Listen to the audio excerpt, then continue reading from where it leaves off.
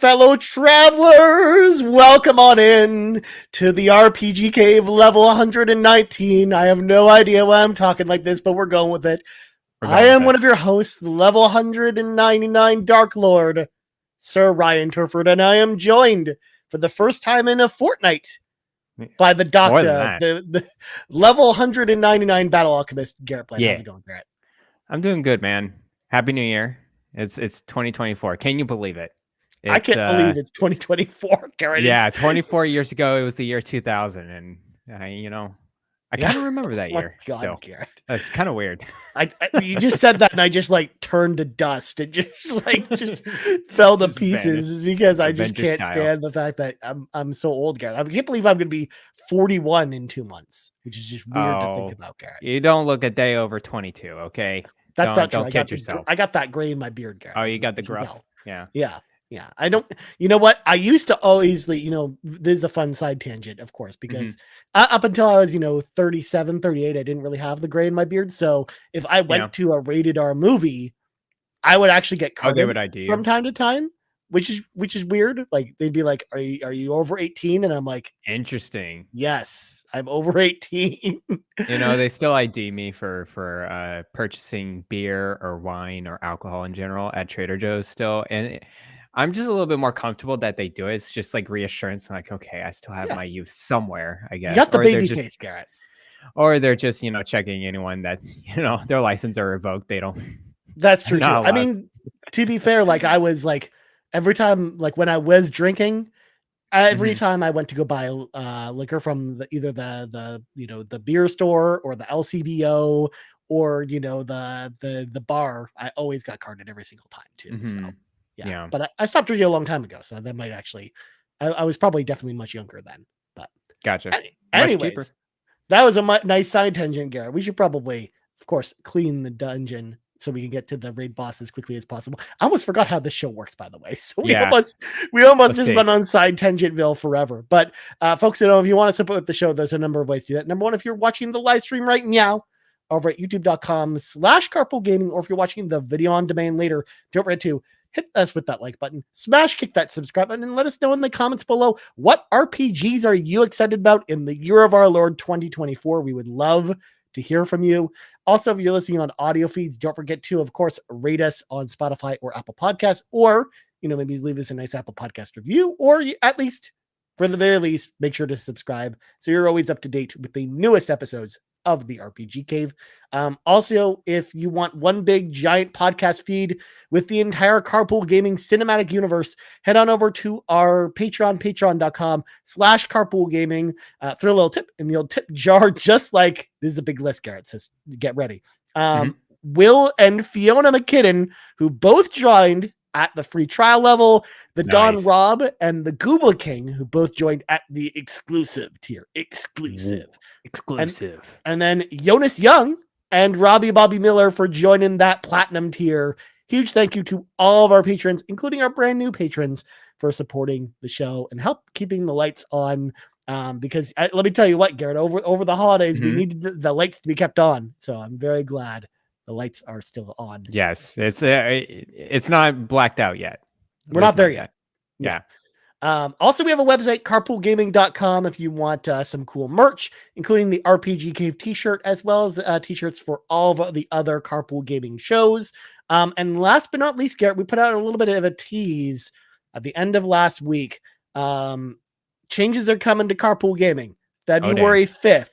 Please be excited. We have lots of cool announcements to announce. Also, I will touch on this here in case you only listen to this show and maybe haven't checked out some of the other shows or don't follow us on Twitter. We did post earlier on Sunday that Matt and Court have decided to depart from Carpool Gaming. If you want to hear more about that, they talked about it on the PlayStation Drive today. And we also have posts all over Discord and Twitter about that. But we, of course, want to, give our fond farewells to Garret and Matt and Court. I'm done. Garret, apparently, to Matt and Court for of course being great friends of ours and being, great members of this community. And we are definitely sad to see them go, and they will be missed. Yeah. So, of course, Matt's sticking around basically for the rest of the month. And Court's last show is next Monday on the PlayStation Drive. So got it for that. Well, You know, you gotta let them fly. Do their own adventures or whatnot. Well, I So mean, Matt's actually having a baby soon. That's yeah, that's a kind of one of the that's a biggest big deal. responsibilities in life, I guess. Yeah, So exactly. um, My God. cool, Um, cool. Anyways, Garrett, before we get into reading from the secret text, because we got the big RPG preview It's huge, man. tonight. Before we get into it, Garrett, I want to ask how your holidays went, because like Oh the yeah. last time we did this show was a month ago. We had our Game of the Year show as well. Yes. After we did RPG Game of the Year, which of course is the true Game of the Year show, ladies and Of gentlemen. course. But Very true. of course, we had our Game of the Year show, which was also on the podcast feed. But how'd your holiday go, man? I'm curious. Yeah, overall pretty chill. I did not travel anywhere. I kind of just stayed in SF, and just yeah, overall, just hanged at the apartment. I actually went, of course, I went out of town during Thanksgiving break around that time for a couple weeks, and that's why I had to miss a show during that time. So that was for family. Now for Christmas and the holidays, I just stayed here, and I played some games, and just did other things, just chores and watch TV Nice. and whatnot. We both collaborated together. Played Yeah. some Baldur's Gate 3 We on did. the We Xbox. played that, like we did like 3 like lunch hour kind of Yes. live streams essentially. And then you continued streaming throughout the kind of the rest of the day, which was cool. Yeah, so that was it was kind of weird because I was trying to do my own playthrough as well while I was playing with you. So it Hmm. was kind of a little bit of mix back and forth. I'm like, I don't remember what I was doing for this character versus that character because it was really so different. Right. And I'm continuing my single player playthrough. It's been super fun. I'm a little bit farther now than I was with our playthrough, but still way in the beginning. So Yeah. it's interesting though because my single player character is a lot more knowledgeable and has religious and history checks that opens up a whole nother just plot point and information that was revealed to me that I would have never gotten. I would have totally missed Yeah. on our co-op playthrough. So yeah, kind of interesting to see how this game unfolds, man. Yeah, It's depending on cool. like certain party members, you have the ability to, gain like arcana or lore or history Yeah. or different things that you just wouldn't notice in the world if you didn't have them otherwise. So Hmm. that's one of the things I actually liked about that game, because each playthrough feels like kind of different from each Oh, other. very different. My main character is like he's a drow thief rogue kind of person that's very knowledgeable in arcana, history, and religion, which Right. is like a weird playthrough to go through. It's such an angle. So I'm excited to play more of it. I'm gonna be playing it more like this month and next month. We'll see. Once Persona 3 Reload hits, it's gonna be Yeah. It's gonna be all hands tough. on deck on that one. But I'm very excited to go through my Baldur's Gate 3 playthrough. Like I keep thinking about it. And actually, just a segue, with my Steam Deck, the most versatile handheld I've ever played in my life. I love it so much. I got a Steam app called XB Play that allows me to do remote play to my Xbox console. It does cloud Okay. and stuff like that. But I have other means to do that. So, but the main thing I use that for is remote play, and it works so well. My Xbox is like not even close to my Wi-Fi. It's like in the other room, Hmm. and I just bring the Steam Deck to my living room and just like sit on the couch, and I'm like, this looks good. Like I'm able to play Baldur's Gate 3. I'm not gonna be able to play like those Twitch first person shooters, Yeah. but I'll play Baldur's Gate 3 on that thing, and it looks pretty good.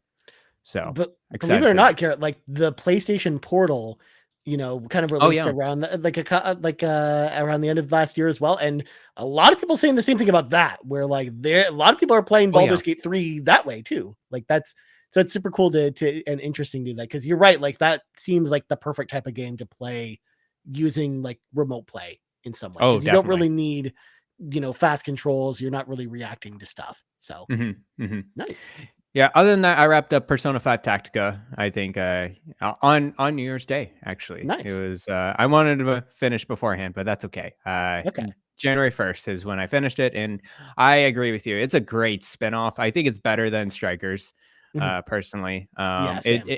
It's a strong story, and even the gameplay got better, I think, Mhm. as it went along. And I'm like, I'm kind of shocked how good it is. and the novelty of those mechanics. Like that whole like first act is like basically just the entire tutorial like that. It's like 10 hours of tutorial. And then once you get that, it like really past that, it really opens up a lot. Yeah. I was kind of surprised how different it was from Mario plus Rabbids, because it really was like a clone for a second.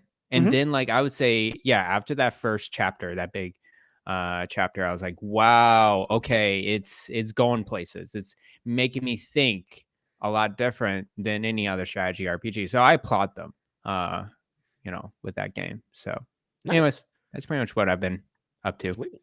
Yeah. As for me, honestly, I just, moved to a bunch of different games because honestly, like, over the holidays, I was basically working 10-hour days every day and working on my days off and working on Christmas. And it was a whole thing. So it wasn't really much of a break for me. So I mean, then the news must go on, Garret, as well. Of course, yeah. So news doesn't stop just because it's the holidays. So I was working a lot of the time, so I really was like bouncing between games, but I didn't really finish anything. Like I played Immortals of Avium, I played stuff. The only thing I actually finished was Avatar, which I liked, and I do have a video that I just finished editing before we started the podcast today, so that should be up very shortly. Nice. With my full thoughts about that. And I also beat Mega Man: The Wily Wars on the Sega Genesis because I am that person, Garret. Of course you did. Yeah, the one game that's like not ported over right now. Well, that was like the first game the first time I actually finished it, because I've played Mega Man: The Wily Wars a bunch. Like I used to play it when it was on Sega Channel because that was the only place in North America. It was the only place in North America that you could play Mega Man: The Wily Wars, because they never released it on physical cartridge here. And then they eventually it just came on Nintendo Switch Online, so I just played it there. And what kind of kind of game is it? So it's a Sega Genesis remake of the first 3 NES Mega Mans. Okay. But then what they do is that once you beat all 3 games, they then give you this Wily Tower section at the end, which is like a second Dr. Wily's Tower with a bunch of different with its own set of robot masters. And then what you can do is you mix and match the abilities from the first 3 Mega Man games. So you have access to all of them, but you only choose 8 of them per level to go in with. Sounds hardcore. Yeah, it's like super cool. Like I loved that as a big Mega Man fan. It was really, really cool to go back and play that. And that's on NSO now. That's it's really on the cool. Genesis app. Yeah. Yeah, the Genesis app. Cool. Because the only other legal ways to play it, Garret, are on NSO, or if you got the Sega Genesis Mini, like the Genesis Mini console. Yeah, the mini console thing, yeah. Or if you bought Is it the Sega Genesis collection type of deal? No. I mean, it's not in the Genesis collections or anything like that. And the only other method was Retrobit did a re-release of the physical cartridge for the first time. And you could have bought that, but those were like sold out very quickly, and they're now very expensive. So this is really the only ways. In fact, like it made me sad that there is no other port of it, because if it ever leaves them at NSO, Garret, I will be kind of sad, because I feel like this is the type of game I want to go back to. NSO games at all. So I think you're fine for now. Well, I'm curious how NSO becomes with the Switch 2 right around the corner. That was my line of thinking, because like nothing currently leaves NSO, but what happens with the Switch 2 if something leaves? Yeah, I don't know. They could just be additive of something more to, but I understand that they like to be rare. They like to be ephemeral with their games. They are not afraid to take away a Mario game. Right. They're not afraid to take away a classic Fire Emblem game they can never get anymore. Well, exactly. Weird. But the best part is that Fire Emblem game could have just been on NSO, but instead they're just like, no, you have to pay $5 for this game, but you can only buy it in these 3 months of the year, or else it's gone forever. Weird, man. Yeah, Nintendo's weird. We'll see how it goes. Weird. Anyways, we should probably read from the sacred text, Garret. 15 minutes in the show. Hopple, feel free to make a timestamp here as to when the topic actually starts. That's a popular thing on the Nintendo Drive. That's a joke over there. Okay, cool. Nice. So, Garret, we're as tradition dictates. Now, we're going to go through all of the RPGs that we currently know about. Yes. That are coming out this year. There are certain exceptions, because there are some games I left off this list. Number one, if it's a game that, was previously released that's coming to another console, other than one specific example.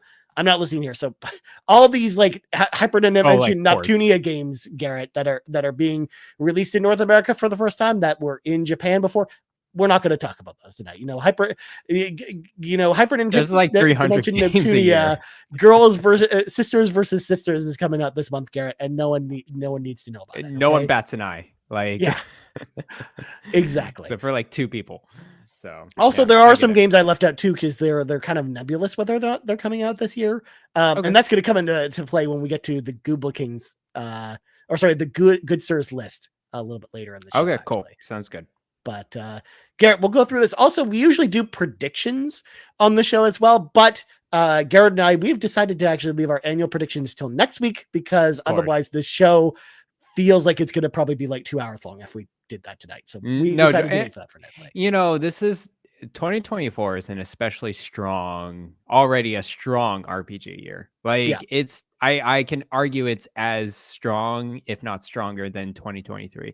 There were some good RPGs coming out, great RPGs, but the sheer quantity that's already announced and have release dates is insane for 2024. I feel like I actually think like the quality, I'm gonna, I might get some flack for this. I feel like the quality is even higher from like the perceived quality of what we're expecting for a lot of these games, Garrett. It's higher than last year, I think. Yeah, it's a possibility.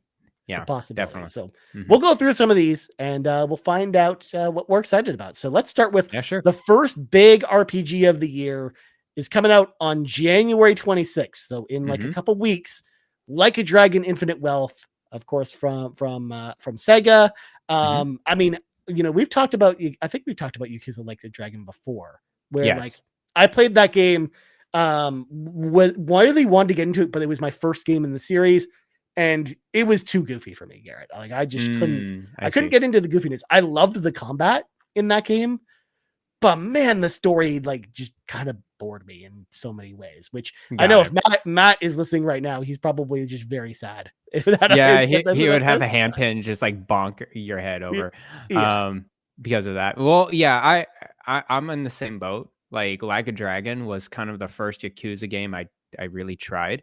I got 25 hours in and I wanted to be more into it. Like I do like the story and the conversations are like surrounding it, but I think I just got stuck with the gameplay. It got a little too, I don't know, like a little unbalanced for me. Okay. Like I had a grind and then like I kind of got stuck in a certain like scene and like, oh, there's a boss fight right after this. And it was just impossible for me. And then like right before the boss fight, there's just only like a small area of like enemies to train on. And so like I was just like, I'm kind of bored with this. I don't want to grind for this and kind of left it be. But I do want to finish it at some point, Like a Dragon. Yeah. With that being said, I think Infinite Wealth looks pretty cool though. Yeah. With him sitting in Hawaii and I love the impressions in the video about kind of caretaking your little home or a little condo and like farming. Like they're really going out there with this game. So I'm just curious how the Like a Dragon / Yakuza fans like it this time around, because it's gonna be pretty different than what we've seen before. It's going to be this Dragon Quest combat feeling game mixed with, Animal Crossing and a bunch of other stuff. And it's going to be weird, man. It's going to be a weird game. It's going to be a pretty weird one. I think it's going to be a strong one. I know a lot of people are into man, when you hear a Yakuza fan, they just go hard on it. Like they love it so much. So yeah. Nice. Cool. Good for them. Good for them. Good answer, Garrett. Well, next up, of course, Grand Blue Fantasy Relink, February 1st. This is one that I know I've been waiting for a long time. Ever since they first announced this, like 5 years ago at this point. Like this game's been in development forever because they announced it like 5 years ago, but it's been in development for like 8 years and it's finally coming out on February 1st. It apparently also is having a demo pretty soon, Garrett. They haven't said when, just sometime this month. And of course, it'll be like the same Square Enix demo, so the progress will carry over. So I'm really excited to try this one out. This is like an action RPG set in the Grand Blue Fantasy universe, which is, for folks that don't know, that was like a mobile role-playing game series in Japan that's pretty popular. I mostly know it from Grand Blue Fantasy Versus, which is a fighting game that's done by System Works that I really enjoyed. And this game, is cel-shaded goodness. It looks like a Tales game, and I'm pretty excited to play it at some point. It reminds me of Tales, but also Trails of Mana. Is that the Trials of Mana? That Trials of Mana. Yeah, that's the one that kind of is most similar with. It looks really good. I've seen the gameplay. It is definitely an action RPG, anime cartoon. It looks very high quality. It reminds me of Tales of Arise too, like that kind of high quality cinematics as well. So I'm excited for it. Definitely not a day one purchase for me, but I'll keep my eye on it for sure and see how the reviews are. Nice. Yeah. I mean, I would absolutely be getting this one day one, but we'll get to in a second why I won't be. But yes. It will be it's a game I will play this year. 100% I will play this game this year, but it's just not day one. Because Garrett, also the same day, The Legend of Legacy HD Remastered is out. Please be excited. Of course, this is the port of a 3DS game. Do you remember the Alliance Alive, Garrett? Yes, I've played it. I played through it. I beat it. I beat that game. This is the prequel to that game, but now it's getting an HD re-release. People out there are pretty excited for this game. I personally don't care. I wanted to give it its space in the cave to spread its wings. I want to mention this about Alliance Alive. There's a lot of fans out there, and I don't know. I think people just can just get into it and really like something, and I will never understand. Alliance Alive was kind of boring to me. It was slow. It was plotting. It was trying to be Dragon Quest, but it really wasn't. It was a C, even D tier to me. Like that's what it felt. And I'm just like, okay, cool. Like, go to the next game. But you know what? For the fans out there, good for you. You have your fill. Here it is. Yeah. I mean, it's a game, again, a lot of people like, and that's cool. I just know that you and I are definitely not the audience for this game, but it comes out February 1st. So I'm glad we're seeing more 3DS ports. That's also what I wanted to say about this as well. Like, I hope that this is a trend that continues, seeing more games that are locked on 3DS, because 3DS and DS have a lot of good role-playing games, and I would love to see more like this come over. Yeah, we had Etrian Odyssey remakes coming into Steam, and I think Switch. Yeah, Steam and Switch, which was super cool to see, and lots of great reception out of those. And those were the ones I was most concerned about, because those were really relied on a dual screen play, but it looks like they smoothly translated out of that. So yeah, I agree with you. Hopefully a lot more RPGs from the DS and 3DS era, especially comes into Steam, because I think it's pretty accessible to get into the Steam PC marketplace. Well, especially too, because I know a lot of people cite that because of the dual screen nature of a lot of those old platforms that we can't. It's tough to bring some of those over, but I feel like with RPGs, you can manage a lot of the stuff that would be on the touchscreen in the pause menu system. So I really feel like the RPGs in particular have the biggest chance of getting 3DS ports. So that's why I hope we get more of them. Any day now, Garrett, I'm expecting them to eventually announce Shin Megami Tensei 4 comes from the DS to some other platform, whether it's PC I agree with you, consoles. 100%. The Shin Megami Tensei 4 and 4 Apocalypse was, you don't need you really don't need a dual screen for those. Right. Even the Monster Hunter games, that would be interesting to see those ports, but I understand they don't want to pay attention to those and just make new ones. So I get it. Yeah. We'll answer Captain Awesome 915's question real quick. Question: you guys think that ReFantazio could come to Switch 2, or am I just dreaming? We're gonna of course get to Metaphor ReFantazio a little bit later in the show, but as far as it running on Switch 2, anything's possible. We just, unfortunately, it's hard to guess, because we don't really know the specs of the Switch 2 at this point. How much of a a graphical powerhouse is the Switch going to Mhm. be over the current Switch, and I feel like that's just going to have a lot to do with it. So Yeah, I think it won't come out day one, but it's definitely a possibility, like a year or 2 years later, a port. yeah, Yeah, like sometime next that's year, maybe. That's what I'm yeah, thinking. yeah, definitely. Yeah, if the Switch can run it, then I think it'll come out there. In fact, it kind of reminds me of Catherine Full Body because that something similar happened with that. Because, Yeah, and I also bring it up because it's done by the same studio as Catherine Full Body, where they released it on PlayStation 4, and then like 6 months later, it came to Switch. yeah, So, we might be looking at something similar here with this game. So, definitely. yeah. But Garrett, speaking of Atlas, February Speaking of 2nd, Atlas, the following day, Persona 3 Reload comes out. Let's go, baby. let's go, man.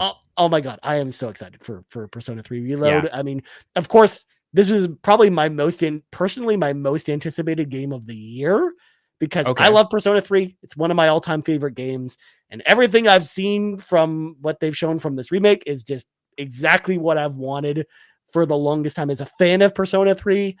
Yes, the Yeah, only downside is we're not getting all the extra stuff like the extra, ending that like the answer, or we're not getting like the female perspective. But man, Garrett, this game looks real so good. yeah, yeah. Every trailer impressed me. I never played Persona 3. I did get Persona 3 Portable, but like when we saw this game announced and just seeing trailer after trailer of what it looks like, it has a vibe. And I think the studio understand that Persona 3 it looks unique. Yeah. It's very different than Persona 4 and 5. In a sense, it's more calmer. I think it's more it has those blue colors, it's Yeah. quiet. It has that kind of mysterious story with these characters. I'm not even sure what it is about. I know it's like, a group of high schoolers that go into Mhm. the, metaverse or whatever they do. But I honestly don't know what the story, and I'm very interested.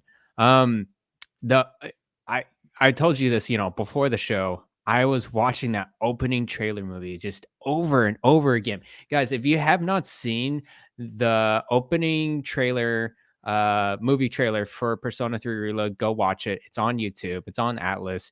The song, the animations, it's certainly a vibe I've never seen. It's a work of art. It Yeah. really is. It has this kind of minimalist, kind of low, like kind of tone going on, and then it really picks up, and it's just man, I'm so ready for it. Like Like it looks like a good time. literally with that opening movie, Garrett, the second that Lotus juice just pops in there, like that's Yeah, when it goes so hard with the visuals too. Like I yeah, love how perfectly timed that is with the opening. So yeah, like that opening is incredible. It's yeah, and again, it really matches the tone of the opening cinematics from the other Persona releases because every Persona 3 right. releases they had their own intro. So like the original release had its own intro, and then Yeah. P3 Fez had its own intro, and then P3P had its own intro. So they all had that similar minimalist style, but then going hard with the visuals. And I like how they kind of kept that tone feeling very similar. So yeah, February, Persona 3 Reload coming to Game Pass day one. That's where I'm Yeah. gonna be playing it on my Steam Deck and also on my Xbox. So I am so ready for this. You know what? I may, you know, bold decision. I may stream it a little Oh bit. my god. Nice. I actually would love to see that, especially for someone, especially knowing that it's your first time playing it. Like Yeah. I would love to know like what you think about this game in particular.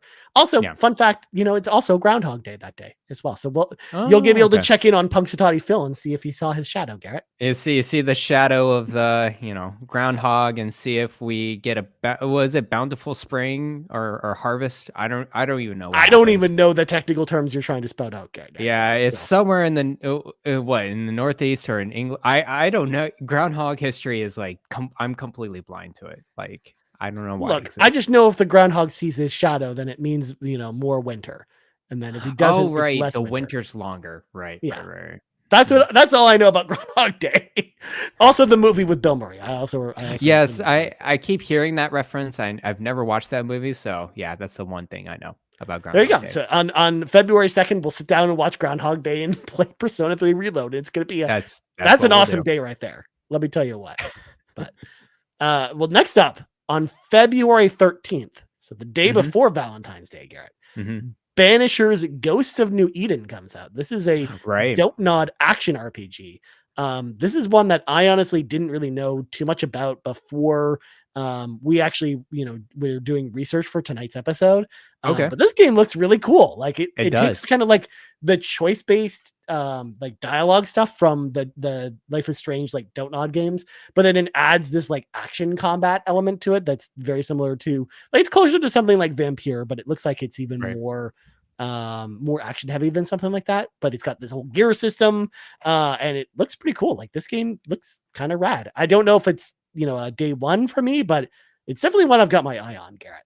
Yeah, I agree with you. Donut's a very interesting studio where they made Life is Strange, and then they also made Vampire. So, and they make, Jusan.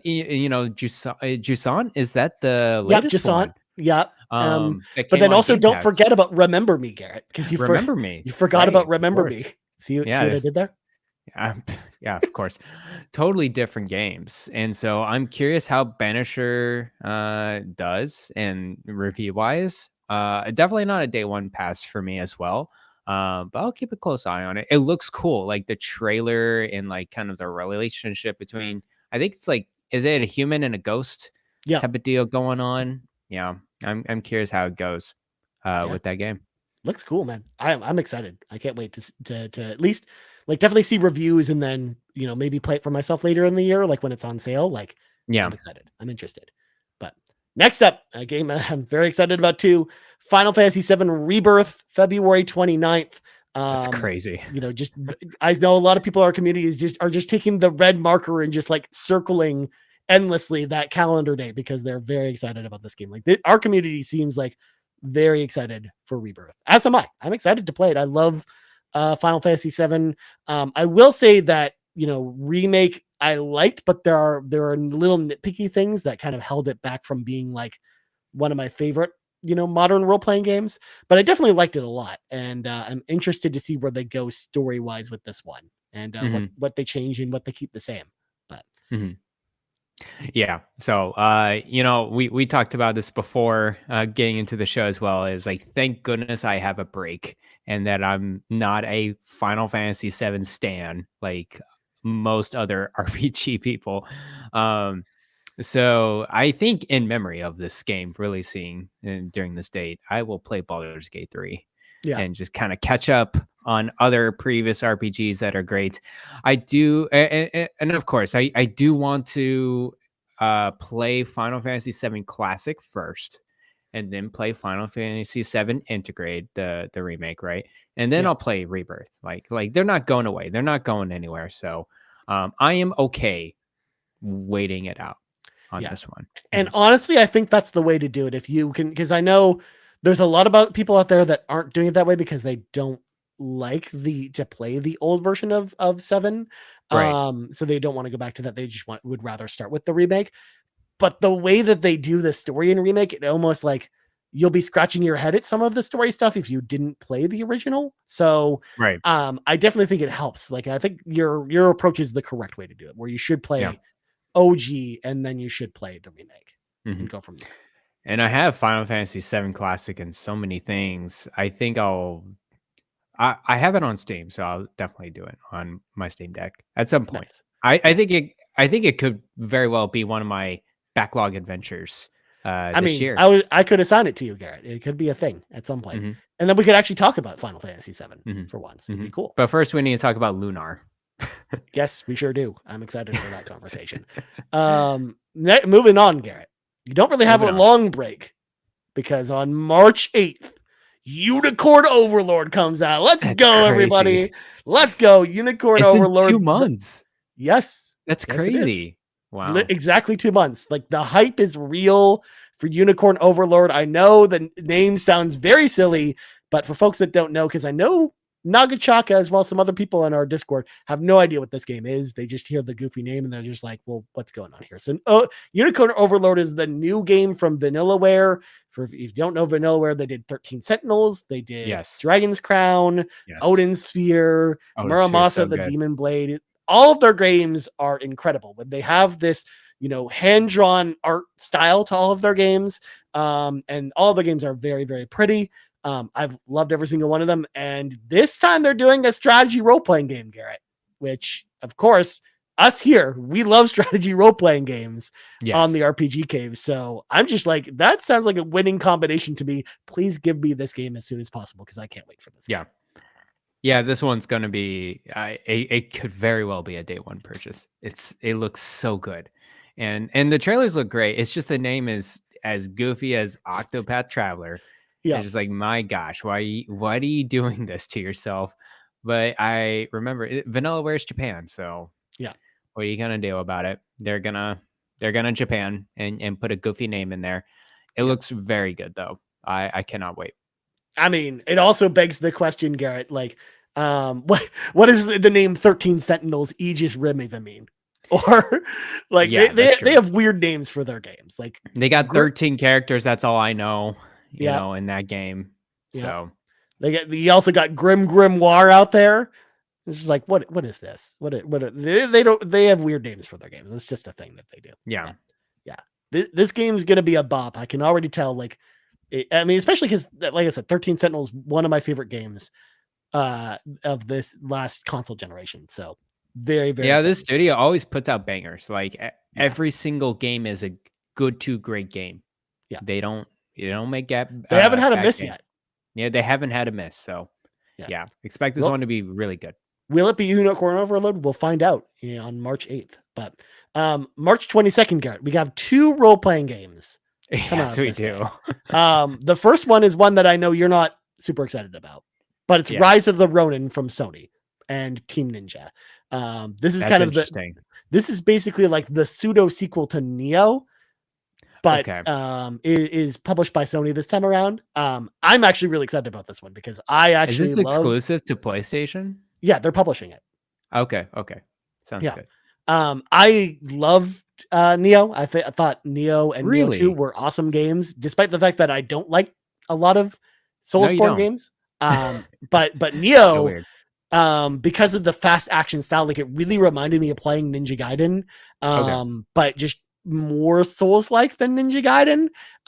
But I don't know, I got really sucked in by both those games. So this one is definitely on my radar. And also they did Wulong Fallen Dynasty last year as well, which I also really enjoyed in 2023 as well. So this one I'm pretty excited about. Whereas on the other side of the coin, Garrett, I'm not as excited about this one, but you never know. You could win me over. But I know you're very excited for Dragon's Dogma 2 the same day. Oh no, that's a day one purchase. Like that's we're definitely I'm riding that Dragon's Dogma train to hype train.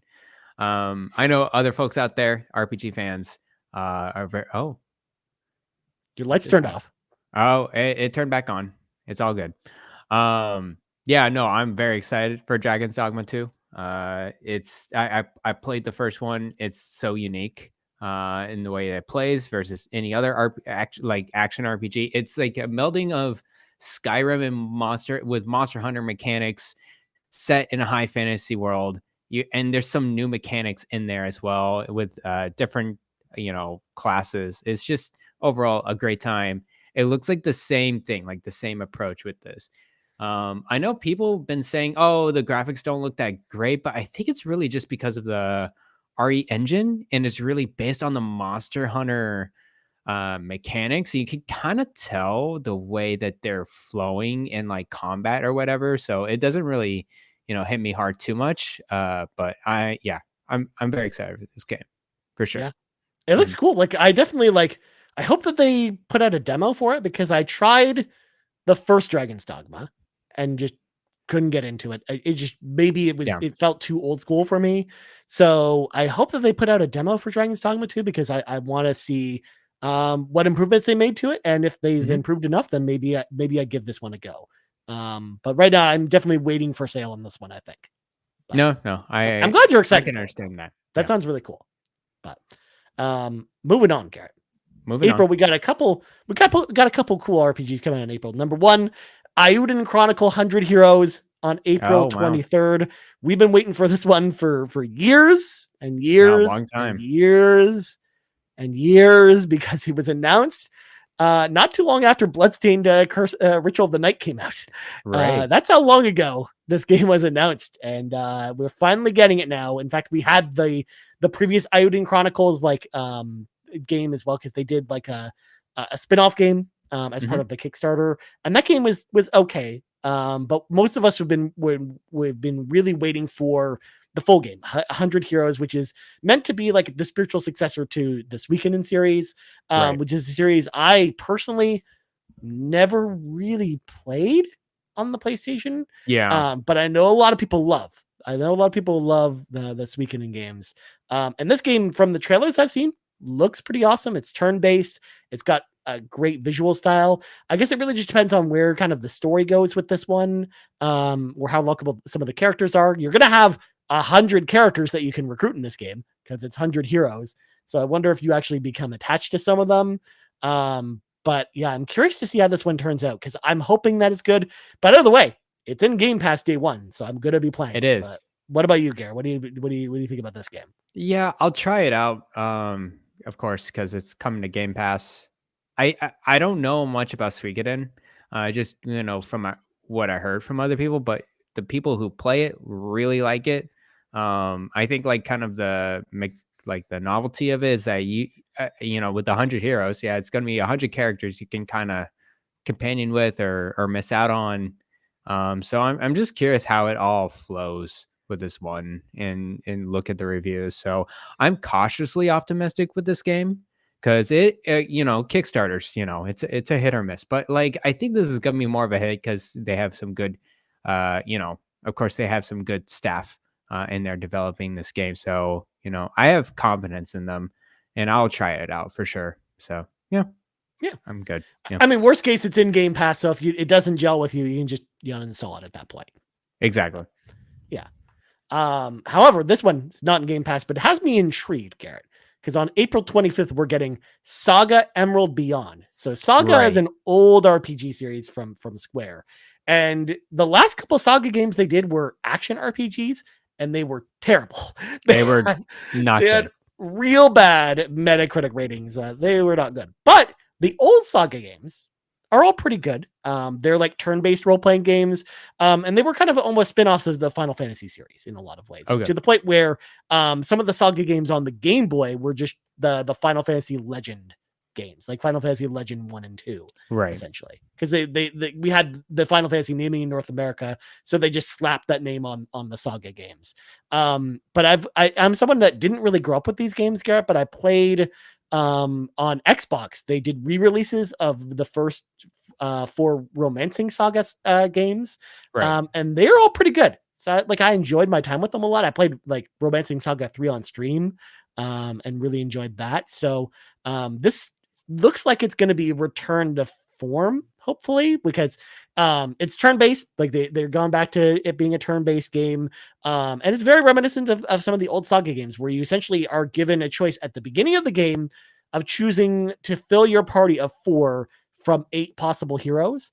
And then depending on what heroes you select, the story and the gameplay are different.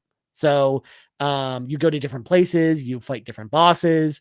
It's very similar to actually Trials of Mana, where like the system like that, where in that game you select 3 different characters, and depending on the characters you select, different events play out. So Mhm. I'm interested in checking this one out. Again, this is not a day one purchase for me, but this is one that is definitely on my radar, and I'm hoping Okay. it turns out to be good. But Yeah. we'll see. I checked this trailer out. I don't know what's going on in this Yeah, game at all. Like there's just so many things in the UI in the screen. I was like, okay, I'll let some other person figure this out and see, yeah, like you yeah, see how it goes. And I've heard of the series. I heard it's just okay. yeah, Um and so yeah, it's so weird to see Square Enix kind of like let's revitalize kind of everything in all these series and see what sticks. right. It's like okay, what's the one game that kind of like okay, this is good to like kind of produce even further. So this is a surprising one. I think just coming out. Yeah, we'll see how it goes review Yeah. wise.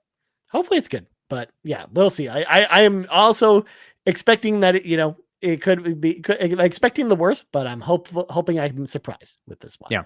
But the last RPG of the year that we currently have a release date for, like an exact release date, Right. is Black Myth Wukong. This is out on August 20th. This is an action RPG published by Sony again. This is kind of meant to be like a retelling of Journey to the West, which is like a very classic literary kind of story. And you play as a dude with a monkey tail, and you go around, you hit people with your bow staff. So it looks interesting. Again, I personally haven't seen enough of this game to give me the hype for it, but it's also like a first party Sony game, so it's definitely on my radar. Oh, really? Yeah. Is it one of those Sony projects, I guess? Yeah, it's one of the ones that they're like they're working with a second party studio, and they're publishing this one. I see. Okay. Sounds good. Actually, I've seen a lot of Black Myth Wukong. It was kind of cool to see a lot of the gameplay.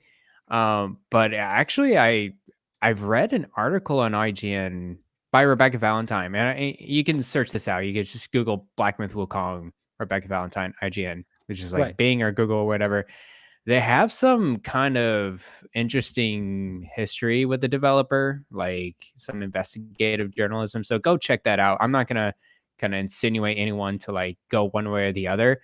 Personally, I think I'm fine not playing this game just from what I've read. So there you go. Okay. That's go. where I stand with that. You make your decision. I won't judge you either way. I honestly hadn't heard anything about this, so this is I think a lot of people haven't heard about it. I think it's just been kind of flown under the radar. So yeah, I just just to inform you, just go check it out. I won't judge you if you play it or not, because it's whatever. Fair enough. Fair enough. Well, Garrett, that's all the games we have exact release dates for. But I have a pile of role-playing games that have So 2024 dates, but have not don't have exact time frames. And again, I didn't grab all of them, but I grabbed like a notable listing of them. So we're gonna start with Avowed, Garrett. Avowed from Obsidian. It looks awesome. Of course, you and I are both excited about this one. Coming out sometime this year. Hopefully, I said on the Xbox Drive that I feel like this is the game that comes out sooner, although I'm starting to feel like I'm taking crazy pills because everyone in the industry keeps saying that Hellblade is coming out sooner than this game. And I'm just like, I don't know about that. Yeah. Obsidian is a secret weapon, because, they just like, hey, here's a game. It's going to come out in a month. It's going to come out in 2 months, that type of deal. So I can believe about coming before Hellblade. I think they showed off a little too much of Hellblade. I understand you want to show off like kind of the realism and the kind of vision behind that game, because it's a very it's kind of more of a darker, inner feeling game compared to in RPG like Avowed. But yeah, I think Avowed's coming before Hellblade. I think that's my prediction. Yeah, like I made that prediction on Xbox Drive with Sean on Friday, where I said that Avowed is coming out in April or May is kind of my line of thinking, because that's a good time frame. Yeah, because I feel like Hellblade is out, in the fall. Like I feel like that's like their big fall game is Hellblade. Like that's just what I feel in my heart of hearts is how they'll go with it. And then we kind of have an inkling that there might be an Xbox showcase soon. So who knows? That's why I also think it kind of plays into a little bit that the date is probably sooner rather than later, at least for one of those. And Sean actually points out in the chat, I predicted the exact date on that show. Oh wow! I don't even remember it off the top of my head. I'd have to go look it up again. I think it's like April 10th or something, but I don't remember it off the top of my head. I'd have to go look it up. But either way, I think Avowed is coming sooner rather than later, and I'm excited for it. It's curious because they're also making Outer Worlds 2, so I just have no idea scale wise like where Avowed is compared to Outer Worlds 2. Some people say Outer Worlds 2 is farther along than Avowed, and then I see the other way around. So I'm like, this is really confusing me. So I mean, we've literally seen nothing from Outer Worlds 2. I would be very surprised if that game came out first, or even in 20. I feel like that's a 2025 game. Is Outer Worlds 2. Yeah. But yeah. Next up, Garrett, Switch exclusive Deca Police. This is from level 5. This was actually supposed to come out last year, but it got delayed to this year, and we don't really know when it's coming out this year. But this game looks pretty cool too. I know a lot of people were excited about this one, so I'm curious to know when it comes out. I think since it was supposed to come out last year, I would imagine like we hear about it the first Nintendo Direct this year, that it's out in the first 6 months. Yeah, and especially when it's only coming out on Switch, right? It's a Switch exclusive. It is. I imagine this being early this year, because they kind of have to with the Switch 2 coming around the corner. Deca Police looks dope though. With what? I'm going to correct myself. I looked it up. It is apparently also coming to PlayStation 4 and PlayStation 5. I thought it was Switch exclusive, but it actually is coming to both. Okay. Well, it's still coming to Switch, so I imagine it going to be sooner rather than later. Level 5, they've been kind of weird with their games lately. They haven't been really releasing them out in the West. They had another game coming out in Japan that I doubt will ever be ported over. But I always like their games. It's so colorful, full of character. This one kind of reminds me of Astral Chain, which is an amazing Platinum Games Switch exclusive. If you guys if you're a Switch fan and if you've not played Astral Chain, go check it out. It's so good. But yeah, it has that mix of action, but also it has this detective work, kind of police work going on as well, which looks super cool. So I'm actually looking forward to this one. Yeah. I'm interested. I feel like that, and like I said, I feel like at the first Direct we get this year, which will probably be in February, that's a game I feel like gets dated for before June at this point. Yeah, definitely. Yeah. Well, next up, Garrett, you got to give me Ryan for 30 seconds here. Final Fantasy 14 Dawn Trail plus the Xbox version of Final Fantasy 14 coming summer 2024. We of course just had Final Fantasy 14 Fan Fest happening in Tokyo, Japan this weekend. We got the full trailer for the game, because they kind of do this thing where they give you the trailer for the game in layers. So we finally got the full trailer, which of course showed off the brand new Pictomancer job in the game, where you paint pictures and that's how you kill the enemies. You paint them to death, and it looks like you're a Splatoon character, but instead of shooting the paint, you're just weaving the paint with your paintbrush, and you got with a controller. Like you don't have a Wii remote and kind of just waving your wand at the screen. Wish. Just bring in the DualSense has the technology, Garrett. The DualSense has something, let me tell you. Yeah, I mean it can do it, but yes, you're gonna go out there with an easel and a paintbrush, or of course you can play the other new class, which is the Viper, which is like a dual wielding sword class. Either way, I am very hyped for Dawn Trail. Of course, I'm a big Final Fantasy 14 person, because I am that person in the community, and this is definitely up there in like my top 3 most anticipated games. So, do you make new characters every time these expansions come out, like just to test out the classes? No, because of the fact that your character, Garrett, can be every single class.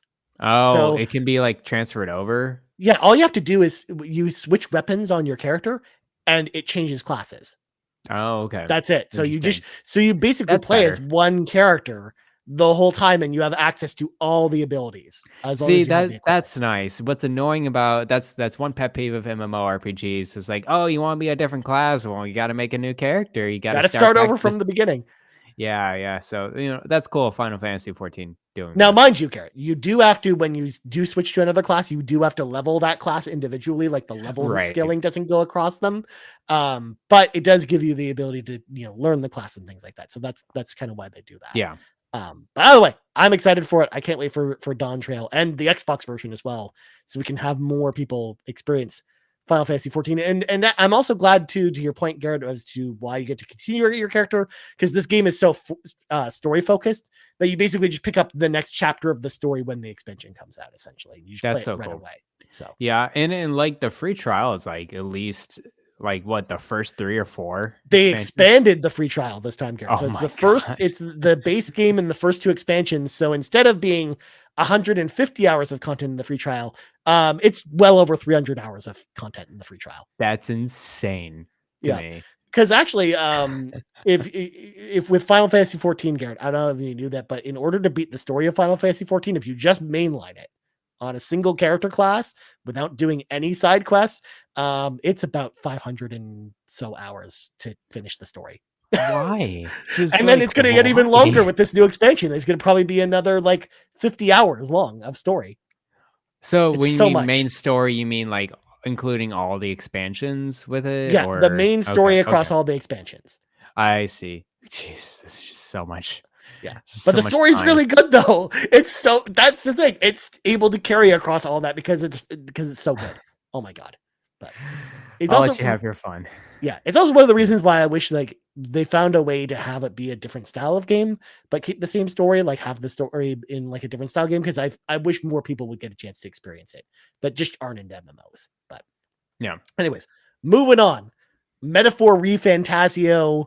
We've seen Heck a yeah, bunch of man. trailers for this one. It looks awesome too. It looks just like Persona, but in a very different setting with very different characters. And I'm definitely very interested in this one. This one, I'm curious if it actually comes out this year because I feel like of all the games we're going to talk about here, I actually think it's one of the only ones that I suspect may get delayed. But Maybe.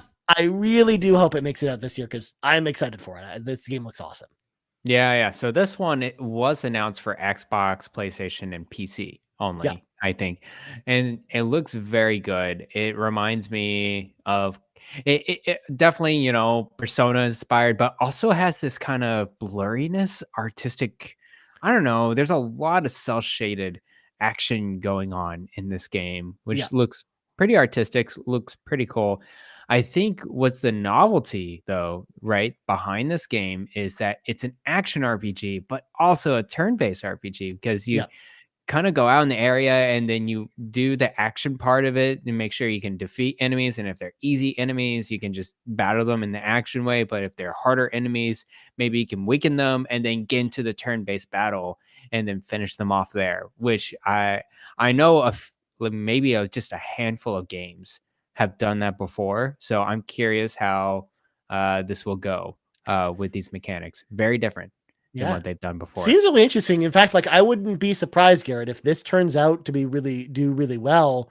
Um, I could see this being like the battle system for Persona 6, where Yeah. like maybe this is them testing the waters for how they can integrate action combat into Persona 6 by Yeah. adding it, doing something like this. So yeah. That would be I, cool. That would be yeah. super cool. Yeah. I'm And I'm also excited. excited to see like the tactics that come with that too. I think it's gonna be pretty sweet. So Mhm. yeah, hopefully sometime later this year we'll find out. Hopefully soon because I would imagine we see it again maybe at the Xbox showcase that's coming Yeah. up. So Yeah, it's Xbox marketing, right, yeah, behind it it. is. Yeah. It is. Mhm. Yeah. So it'll be either there or at their E3 presentation. But Mhm. I mean I keep saying E3 by the way. We're not calling it SGF. Okay. Oh Um, my gosh. moving on. Octopath Traveler 2 coming to Xbox. Please, people go get it because Octopath Traveler Please be 2. excited for that. Please be excited for that. Yeah. We don't need to It's spend too so much on it good. because we My game didn't of the have a year. show on Octopath Traveler 2. Garrett's game of the year. It's really good. Go play it. Do it. Yeah. Paper Mario at the Thousand Year Door coming Right. sometime this year. Who knows when? They said Yeah, I don't know. first half of the year, but who knows? Yeah, yeah, I'm excited for this one. Never played Thousand Year Door. I heard it's a great turn-based RPG, so yeah, Mhm. I'm ready for it. Yeah. I have the GameCube version, but I've also never played it. So Sounds like I'm it. excited to play it at some point, and yeah, hopefully it's good. But moving on, Vampire the Masquerade Bloodlines 2. We talked about this when we did our Yeah, our pen and paper game episode. I really liked the original Vampire the Masquerade Bloodlines. And I hope that this one's really good. Of course, it's basically Fallout, but instead of or Elder Scrolls, but you're playing as a vampire, and it's in like this cool. like steampunk kind of world. It's pretty cool. So Yeah, I'm yeah, ex- sounds cool. yeah. Who's developing it? I don't remember off the top of my head because they changed developers recently, and I don't know who the new developer is. Right. Yeah. I can check it out for you. Okay. Well, while you do that, Garrett, I'm moving on. Visions of Mana, which I am very excited about. We're getting our first new game in the Mana series. in years and years and years since Trials of Mana. But even then, that was Right. a remake. It's our first brand new game in the series in a very long time. So I'm very, very excited for Visions of Mana. I think it's gonna be awesome, and it's coming to Xbox as well, which is pretty cool too. But interesting enough, the Chinese room is developing There you The go. Masquerade Bloodlines 2. That's what So they switched to. weird. Yeah. It's gonna be so weird. Chinese room is known for their man, what did they develop? They developed some walking sim games. And more artistic puzzle short games. So I'm very curious how they'll pull that one off. So anyways, Visions of Mana, I'm excited for you. We'll see how that goes. Is it going to be more like Trials of Mana, or is going to be kind of more classic Mana? Do you think? It looks very similar to Trials of Mana. Like it's okay, cool. You know, I would be excited for that. Yeah, definitely. Yeah, like third person kind of open world with a couple characters that you select. Doing RPG stuff. It's an action RPG. So yeah, very, very similar to Trials of Mana, it looks like, but with much beefier visuals, because they definitely got a step up with this one. But yeah. And then last but not least, of course, this is more of a Ryan only one again, Garrett. World of Warcraft: The Enemy Within, the next expansion in World of Warcraft, also comes out this year. So we got not one but two big MMO expansions in the year of our Lord 2024. Yeah, I mean, yeah, my calendar's full, Garrett, and yeah, it really is. I'm pretty excited about this one because the last expansion for World of Warcraft that's currently going on, Dragonflight, was really good, and it kind of brought the game back to form. So and they're trying this mantra with this one where they're doing shorter expansions but less time between them. So the next 3 expansions, they've already announced what they are, but they're coming like their plan is to have one a year for the next 3 years, and they kind of they're closing out this big saga that basically it's like the Avengers Endgame of World of Warcraft, where they're basically like finishing the current storyline that's been going since World of Warcraft first came out in 2004. So that's crazy. Yeah, so they're building into this like big moment with the 3rd expansion. So I'm excited to see how this one turns out, and I'm definitely all in on this when it comes out, whatever that is. It's probably going to be this fall.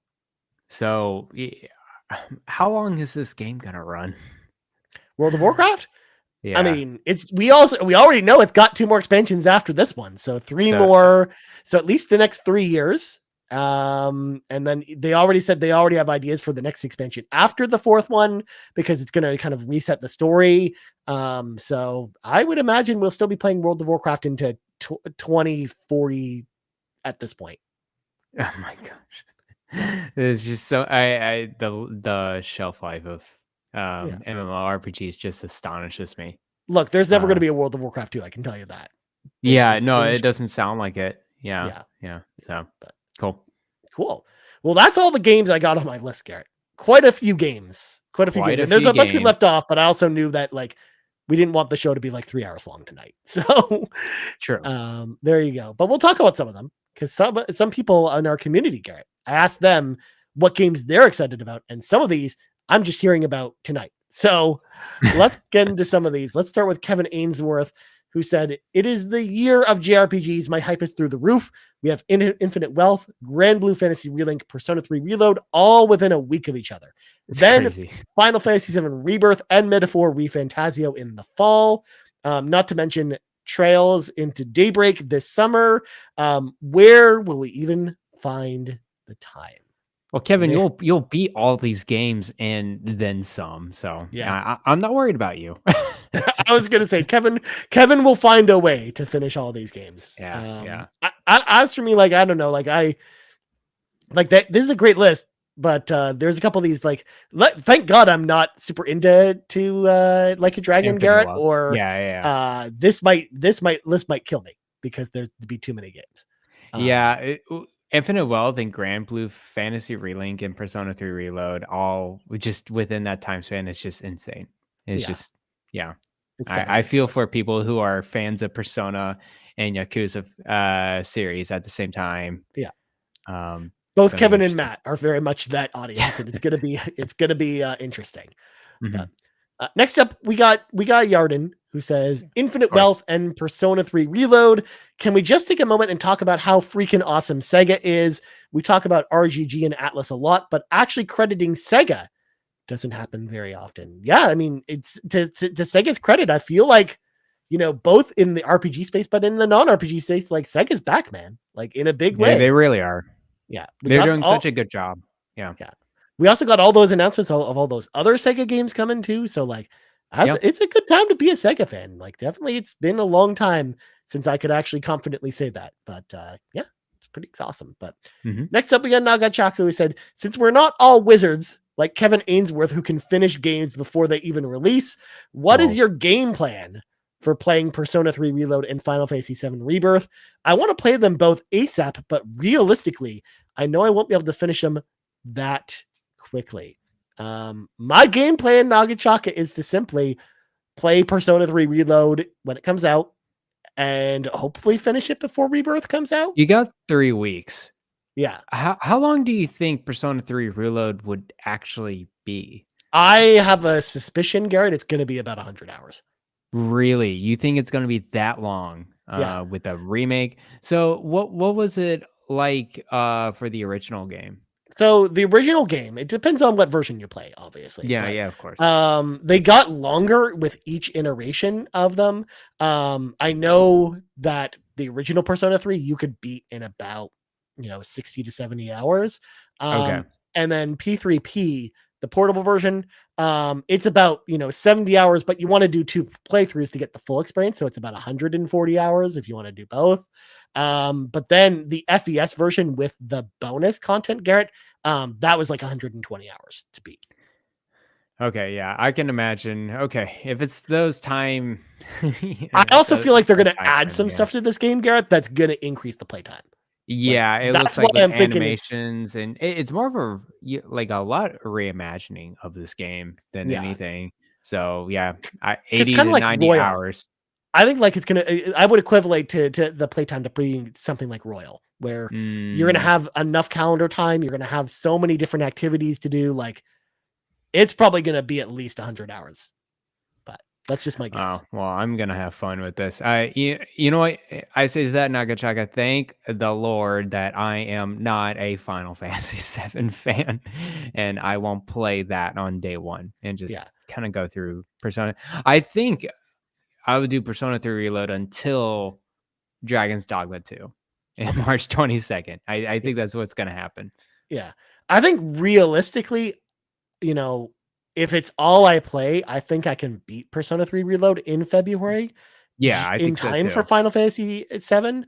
But I'm not going to rush it. Like if I'm not finished with it, then by the time Rebirth comes out, then Rebirth will simply sit and wait because I will want to, because you'll be so deep into it. Like you won't want to put it down. Like you're not going to want to put it down and then come back to it. So Rebirth can wait, and I will do my best to dodge spoilers until I'm ready to play it. Go full on blackout. But also there's the possibility, Garrett, that I even just leave it and just if I'm still playing Persona, I might just play Unicorn Overlord when it comes out instead. That would be insane. And then Final Fantasy just comes later in the year. Who knows? Yeah, that's true. Or just later on in March. Overlord is March 8th. Jeez. RPGs. Especially because I'm like not super into Dragon's Dogma. And Rise of the Ronin, I can probably wait until the summer to play that one. So I think that's the plan. Like whatever, if I'm not done in time for Rebirth, I just keep playing Reload until Unicorn Overlord comes out, and then I play that because I should definitely have Reload done by the time that comes out. So that's the plan for me. Mm-hmm. Of course, we'll be documenting this all year on the show, Garrett, at this point. But next up, we got the most famous of all the Seamuses, famous Seamus, who says, might as well go ahead and say Persona 3 Reload. Well, I haven't played both P3 FES and P3P. Despite having them, my backlog is an endless void whose hunger cannot be stopped.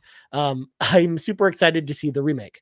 From the new pretty visuals, the new fantastic voice cast, and since this is an Atlas game, an amazing new soundtrack that will blow us away. Seriously, if Atlas ever makes a bad soundtrack, the world would probably end up like that Billy and Mandy episode, where Mandy smiling causes the universe to implode.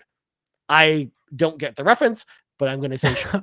You don't get the reference? Oh man, you're not the same age. You're not the same No, I'm generation definitely as not the me. same age because I didn't Shame, grow up with shame. It's Billy and Mandy. Also, you have to remember I live in Canada, and I remember that was a Cartoon Network show. It is a Cartoon Network show. Grim Yeah. Adventures of Billy and Mandy. What a fantastic cartoon show that was. It was so, I don't know, so weird, so gothic, so depressing. I Yeah. love Mandy so much in that show. Anyways, we can I keep on only saw talking. one episode of it because we were staying in a hotel room in the States and it was on Cartoon Network.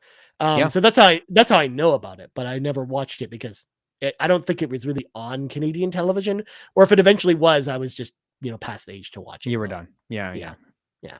But yeah, no, I agree with you, Famous Seamus. Persona 3, full on. I've never played the other versions, so I'm very excited for this one as well. Yeah. You guys are gonna be right at home with each other. Next up, Savoy Prime says, whew, where to begin?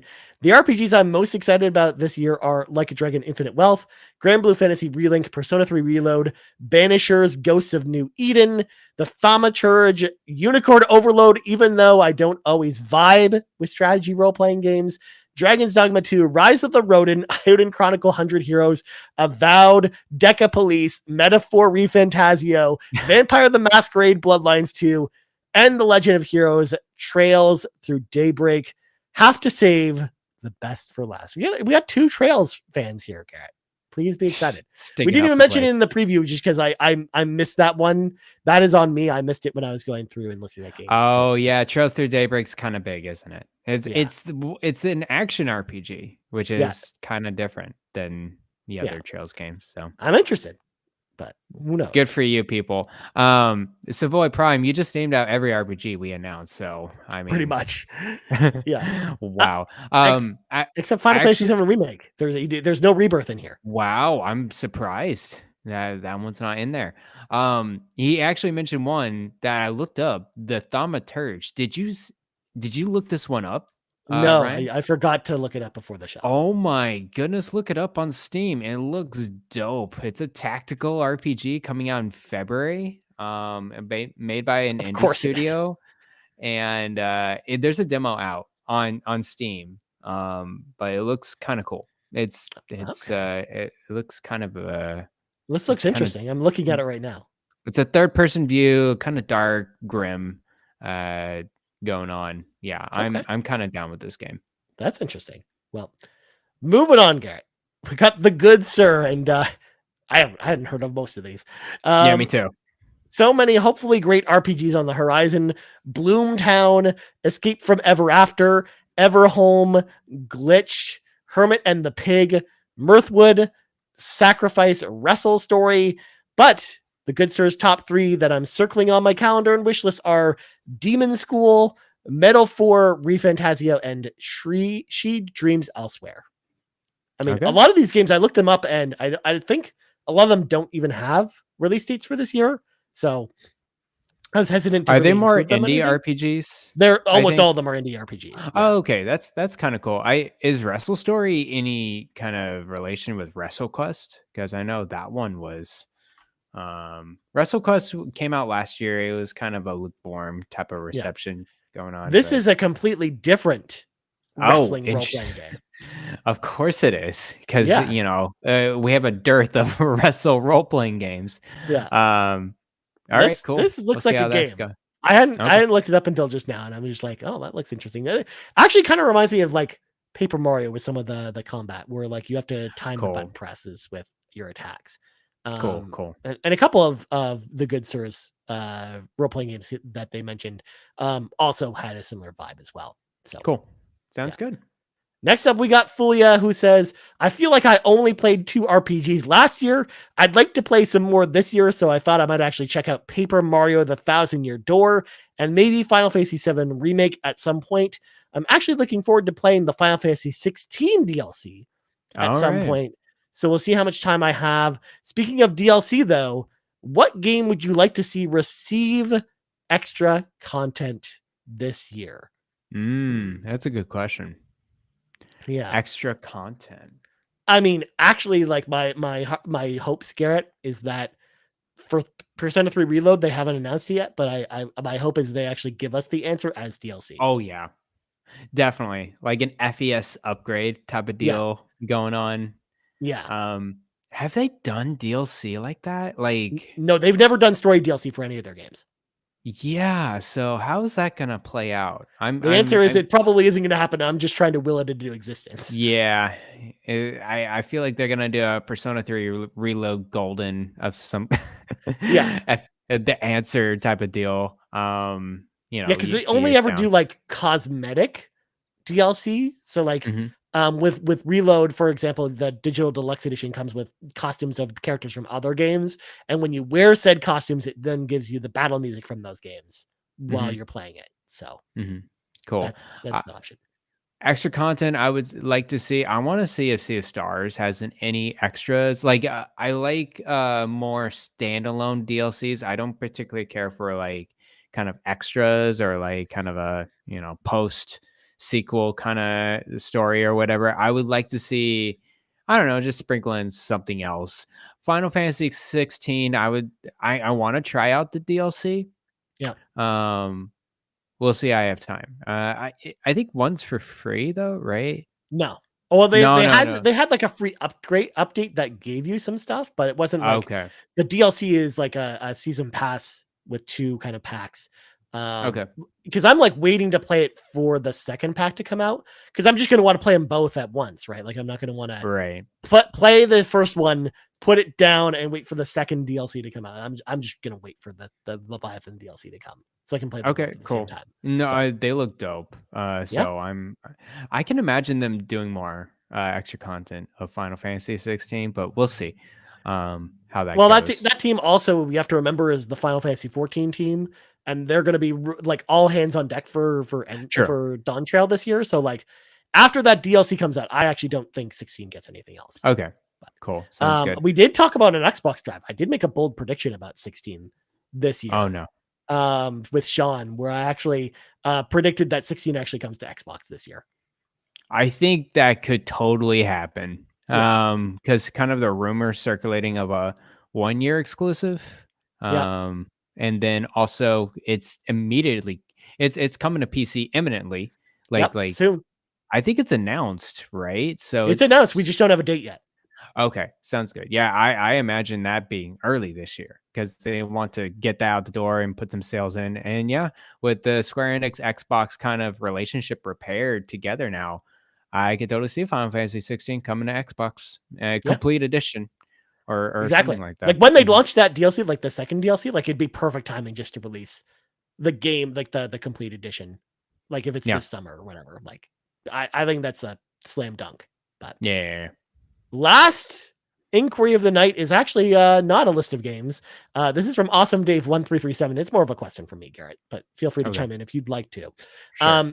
With 2 very large expansions dropping for 2 very large MMORPGs, The War Within and Dawn Trail, do you foresee this year being a great year for the MMORPG genre? So, yes and no.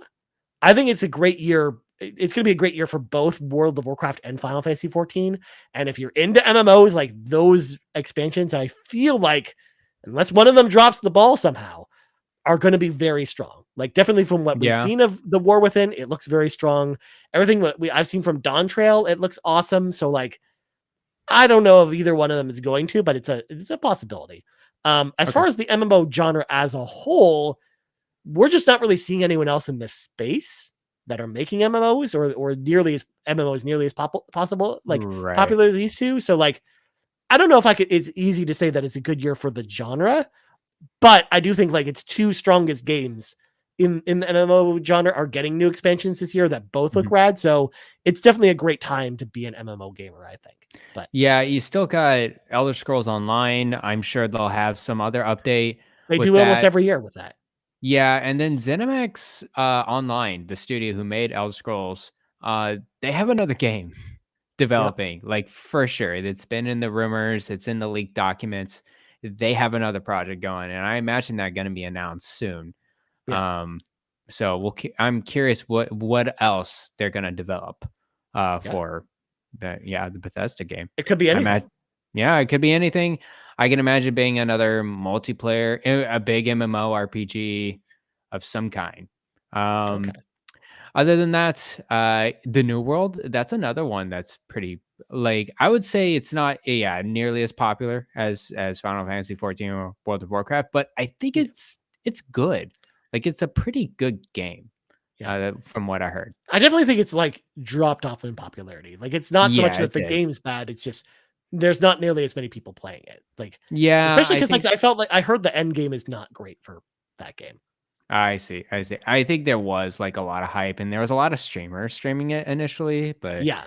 yeah, it's very hard to keep a MMORPG kind of like floating above head if it's like, kind of done after a month or even Right. like or I would say 4 or 5 months. At Yeah. the 6-month deadline, if you don't have like another kind of roadmap or a big update, kind of, I don't know. You're kind of dead in the water in the MMORPG kind of genre, I Yeah. would say. Mhm. To put things in perspective, Garrett, currently on Twitch, there are currently 2,000 people watching people play New World.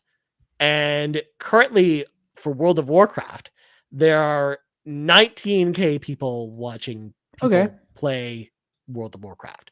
So Yeah, yeah. pretty big drop between the two of those. And like if I look at Final Fantasy 14, like it's in the 5K ballpark as well. So Okay. they are much, much higher in popularity, I think. Oh yeah, yeah. I don't deny that for sure. I wonder where Elder Scroll. What's ESO's numbers? I'm Uh, l- curious with the Twitch viewers. Sorry. yeah, like vamp for 30 seconds. Yeah, Elder Scrolls Online. I Oh, think that was you're gonna love okay. this. So what? 713. Yeah. Oh, what people? Oh my God. Never Yeah, mind. Wow. yeah, That's like way below. That's yeah, interesting to hear. So it sounds like New World. Yeah, it's not going to be as popular as the big two MMORPGs, but it's not zero. It's not yeah, like it's not 700. So right. It's not that Magic interesting. the Gathering MMO that they canceled last year because of the fact that no one Oh, played I've it. never heard of that one. So Oh, that's it cool. was. I played it the beta for it, and it was real bad. Oh, okay, cool. Yeah, but there you go, Garrett. We officially previewed the year 2024, and tune in next week because we will be looking into the crystal ball. Garrett, we'll be looking here Predictions. and giving our predictions next week. Because otherwise, this literally would have been a 2-hour show tonight. No joke, But man. for sure. But before we go, Garrett plugs go. You can follow me at Twitter at Bland Explosion. Yes, it's Twitter. I'm not going to change it.